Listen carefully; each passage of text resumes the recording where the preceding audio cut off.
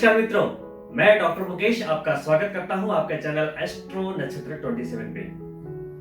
दोस्तों, आज मैं आपके सामने उपस्थित हुआ हूं बुध ग्रह के सिंह राशि में गोचर को लेकर। आने वाले इस महीने में आपको इसके क्या परिणाम मिलने वाले हैं, मैं इसकी चर्चा करूंगा। आपने देखा होगा कि मेरे चैनल पे कुछ बड़े गोचर्स के ही वीडियो मैं डाल पाता हूं व्यस्तता के कारण, लेकिन आज मैं बुध के गोचर को लेकर आपके सामने क्यों आया हूं? कारण स्पष्ट है, कुछ महत्वपूर्ण होने वाला है। ये गोचर भले ही छोटा हो, बहुत कम समय का हो, क्योंकि बुध बहुत ही तेजी से चलने वाला प्लैनेट है और बुध का ये गोचर 9 अगस्त को मध्य रात्रि में सिंह राशि में होगा, यानी सूर्य की राशि में होगा, जहां पर ऊर्जावान मंगल पहले से विराजित होंगे।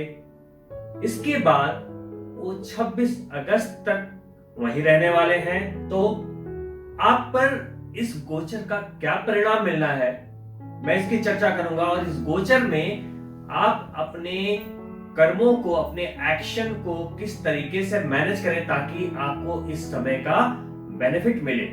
इससे पहले कि मैं फलित की बात करूं, मैं बुध के बारे में कुछ इंफॉर्मेशन आपको देना चाहता हूं ताकि आप अच्छे तरीके से समझ पाए कि बुध यानी कि मरकरी आखिर है क्या। देखिए, बुध यानी बुद्धि, इंटेलिजेंस, वाक कौशल, कम्युनिकेशन स्किल, संचार माध्यम, इन चीजों से जोड़कर देखा गया है। आपकी अपनी योग्यता, टैलेंट, बुद्धिमत्ता, मतलब आपके अंदर जो भी एक सात स्किल है, चतुरता है, उसको बुध से जोड़ा गया है। दोस्तों, बुध ग्रह के प्रभाव में जन्म लेने वाली व्यक्ति, चाहे उनका नक्षत्र बुध का हो, चाहे लग्न या राशि, बुध के प्रभाव में जन्म लेने वाले व्यक्ति काफी चतुर होते हैं, चालाक होते हैं। प्रेजेंस ऑफ माइंड है वो काफी जबरदस्त होती है और वो अपने को बहुत अच्छे तरीके से व्यक्त करते हैं, किसी के सामने अपनी बात को रख पाने में सफल होते हैं और सामने वाला उनकी बात से कन्विंस भी हो जाता है। शास्त्रों के अनुसार अगर बात करें तो अथर्ववेद के अनुसार बुध की माता तारा और पिता चंद्रमा है। श्रीमद् भागवत के अनुसार ये सभी शास्त्रों में पारंगत और चंद्रमा की तरह कांतिमान है। मत्स्य पुराण के अनुसार इन्हें सर्वाधिक योग्य देखकर ब्रह्मा जी ने इन्हें ग्रह की संज्ञा दे दी, यानी बुध ग्रह बना डाला। दोस्तों, जब बुध के गोचर की बात हो रही है और बुध का प्रभाव हमारे जीवन पे बहुत ही जबरदस्त पड़ता है और अभी का जो ये गोचर है बहुत शानदार होने वाला है, तो क्यों ना बुध के जन्म की कथा एक बार आपसे मैं शेयर करूं ताकि आप बेहतर तरीके से बुध के रिलेशनशिप को चंद्रमा और गुरु के साथ जोड़ पाए, क्योंकि इस बार का गोचर गुरु के साथ संबंध रखने वाला है। एक बार चंद्रमा अपने मन की गिरी हुई अवस्था के कारण देवगुरु बृहस्पति की पत्नी तारा को भगाकर ले गए। यह अत्यंत ही कुत्सित कृत्य था, लेकिन किसी का मन ही इतना गिरा हुआ हो तो पतन की सीमा ही क्या है। चंद्रमा ने यह अपराध भाद्र महीने की कृष्ण पक्ष की चतुर्थी को किया था। इसलिए दोस्तों, आज भी कृष्ण पक्ष की चतुर्थी का चंद्रमा देखना त्याज्य है। बोलते हैं कि अगर उस दिन आपने चंद्रमा देखा तो आपके ऊपर दोषारोपण होगा या आपके मन में गलत ख्यालात आएंगे। चंद्रमा और देवगुरु बृहस्पति की पत्नी तारा के संबंध के बाद एक पुत्र रत्न की प्राप्ति हुई जो अत्यंत मेधावी था। वही पुत्र बुध था। बाद में देवताओं के हस्तक्षेप के बाद चंद्रमा ने देवगुरु की पत्नी तारा को वापस देवगुरु के पास पहुंचा दिया। दोस्तों, इस कथा के बाद आप ये बात तो समझ ही गए होंगे कि बुध इतने चतुर और चालाक कैसे हैं, क्योंकि चंद्रमा से उनका कनेक्शन है और देवगुरु बृहस्पति के सानिध्य में, तो चतुरता की तो कोई सीमा ही नहीं है। तो अब उसी बुध का गोचर सिंह राशि में हो रहा है। आइए अब बात करते हैं कि बुध का ये गोचर 9 अगस्त से 26 अगस्त तक आपकी जिंदगी में क्या परिवर्तन लेकर आ रहा है। आइए बात करते हैं वृषभ राशि के जातकों को बुध का ये गोचर क्या देने वाला है। दोस्तों, वृषभ राशि में बुध धनेश होते हैं यानी द्वितीय भाव के स्वामी होते हैं, और पंचमेश होते हैं यानी पांचवें भाव के त्रिकोण के स्वामी होते हैं। तो द्वितीयेश और पंचमेश होते हुए बुध का ये गोचर आपके चतुर्थ भाव में हो। चतुर्थ भाव क्या है दोस्तों? माता का भाव, आपके भौतिक सुख सुविधाओं का भाव, आपके आत्मिक सुख का भाव, ये है आपका चतुर्थ भाव। घर, गाड़ी, बंगला, एसी, वैभव, सब कुछ चतुर्थ भाव से देखा जाता है। दोस्तों, इस गोचर के दौरान सबसे जो जबरदस्त फायदा होने वाला है वृषभ राशि, उन्हें है कम्युनिकेशन स्किल का फायदा, क्योंकि सेकंड भाव के स्वामी हैं। सेकंड भाव सिर्फ धन का ही नहीं है, वाणी का भी है, कुटुंब का भी है। तो आपके देखिए, बुध का संबंध हमारे कम्युनिकेशन से है, और हमारे लिए किसी भी व्यक्ति से संबंध बनाने का पहला जरिया क्या है? हमारी वाणी। तो जब तक हमारी वाणी, हमारी बातों में वैल्यू नहीं होगी, हमारी बातों को रखने का तरीका हमारे पास नहीं होगा, सामने वाले तक वो चीजें सही तरीके से नहीं पहुंच पाएंगी और आपकी बात नहीं बनेगी। कहते हैं ना कि अगर आप सही तरीके से अगर बात करो, दोस्तों कहते हैं ना कि मीठी बात अगर आप करते हो तो आपकी मिर्ची भी बिक जाती है, और अगर आप कड़वी बात करोगे तो आपका शहद भी नहीं बिकेगा। ये जो सेल्स प्रोफेशन में उनके लिए मैं बात कर रहा हूं कि अगर आप बिजनेसमैन हैं तो आपको यहाँ पे वाणी कौशलता के कारण बड़े बेनिफिट्स हो सकते हैं। जॉब में भी इसके बेनिफिट्स नजर आएंगे, क्योंकि देवगुरु बृहस्पति दशम में गोचर करते हुए बुध को देखेंगे।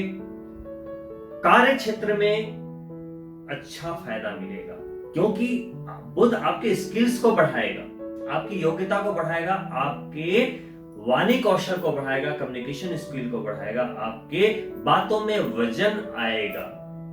बातों में वजन के साथ साथ चूंकि धन के मालिक हैं, तो आपकी बातों से धन का आगमन।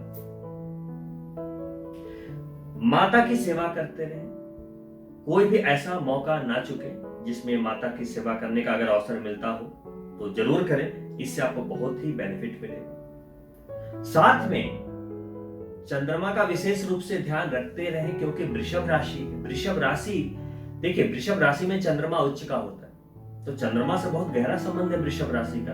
आपके स्वामी भले ही शुक्र हैं, लेकिन चंद्रमा से बहुत ही गहरा संबंध है, क्योंकि चंद्रमा आपकी राशि में उच्च के होते हैं। यह बहुत बड़ी बात है। चतुर्थ भाव घर, गाड़ी, जमीन जायदाद से भी ताल्लुक रखता है, और मंगल भी वहीं बैठे हैं जो भी वो भूमि के कारक हैं। तो अगर आप घर बनाने का बहुत समय से सोच रहे थे, घर में रेनोवेशन कराना है या कोई प्रॉपर्टी लेनी है, समय अच्छा है। कोर्ट कचहरी से जुड़े हुए चीजें हैं, वाद विवाद, देखिए बुद्धि कौशल तो वहां भी काम आने वाली है। तो कोई भी बुद्धि वाली चीजें, कोर्ट कचहरी से जुड़ी हुई चीजें, वाद विवाद वाली चीजें पर अगर विजय पाना चाहते हैं, समय अच्छा है। 9 से 26 किसी के ऊपर केस करना है, केस कर सकते हो, जीत हो सकती है इस दौरान। कोई डिस्कशन है, बीच में तारीख आने वाली है, उसमें विजय मिलेगी आपको।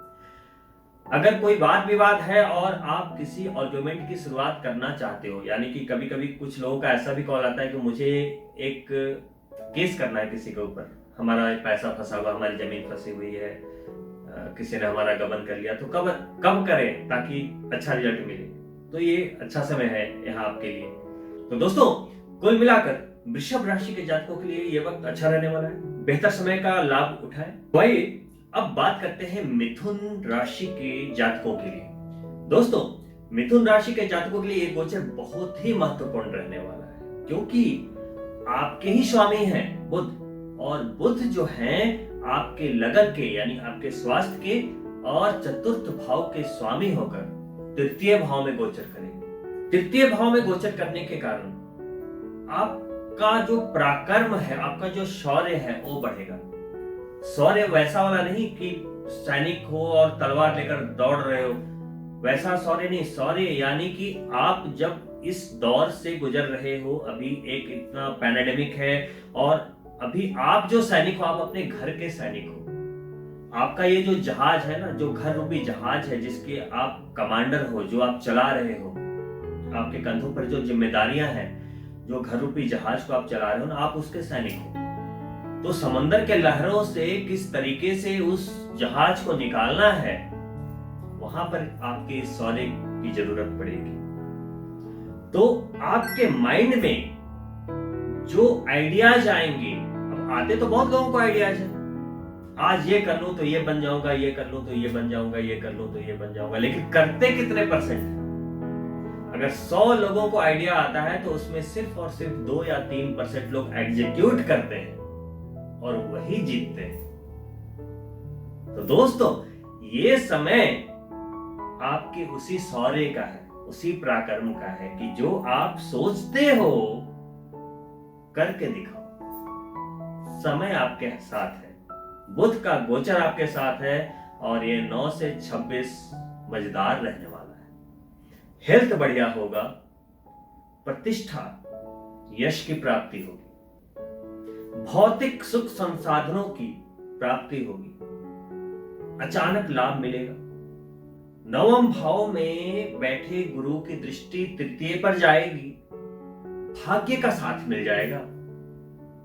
यानी कि आपके साथ क्या होने वाला है, बुध तो आपकी जड़ है, आपकी राशि है, तो बुध तो आपकी जड़ हो गई। अब क्या है, उसमें आपके भाग्य को सपोर्ट कर दिया इस गोचर ने 9 से 26 तक आपके भाग्य को बलि कर रहा है, आपके माइंड में जो आइडियाज है उसको एग्जीक्यूट करने के लिए पराक्रम दे रहा है। तो हो गया ना, लक का भी साथ मिल गया और आपने एग्जीक्यूट किया। देखो, कर्म करोगे तभी भाग्य साथ देगा। जो चादर तान के घर में सोया हुआ है वो भाग्य क्या करेगा, उसका भाग्य भी दरवाजे से लौट जाएगा। तो ये समय में अगर आपने काम किया, भाग्य साथ दे देगा। एक्शन लिया, बिजनेस से रिलेटेड, जॉब से रिलेटेड, एजुकेशन से रिलेटेड, एनीथिंग, वो फ्रूटफुल होगा, भाग्य का साथ मिलेगा, लाभ के रूप में आपके पास आएगा। जो राइटर है, साहित्यकार है, जो मीडिया में है, जर्नलिस्ट है, वो बहुत ही आसानी से दूसरों को आकर्षित करने में भी कामयाब होंगे। उन नौकरी में है तो हो सकता है इस दौरान अगर आप कोशिश करें तो आपको एक आपके मन के अनुसार ट्रांसफर मिल सकता है। तो कुल मिलाकर आपके लिए बुध का ये गोचर भाग्य और पराक्रम का संगम लेकर आया है। तो इस अच्छे समय का लाभ उठाएं। लेकिन दोस्तों, मैं हमेशा गोचर बताकर जाता हूं, लाभ ही लाभ की बात होती है, गेन्स, लाभ, प्रॉफिट। लेकिन क्या आप सभी को मिल पाती है? आपका जवाब होगा नहीं। मैं जो प्रेडिक्शन करता हूं, भविष्यवाणी करता हूं, वो ग्रहों की चाल पे आधारित है। लेकिन जब आपने जन्म लिया तो भगवान ने आपकी कुंडली के रूप में आपके कर्मों के हिसाब किताब को देखते हुए कुछ प्रारब्ध बनाए। अब देखो, समय अच्छा है कि 9 से 26 अगस्त में आपको लाभ मिलना चाहिए, ये मैंने बोल दिया। लेकिन ये मिलेगा या नहीं मिलेगा, ये तो आपके कर्म जानते हैं, यानी कि आपकी पत्रिका क्या कहती है।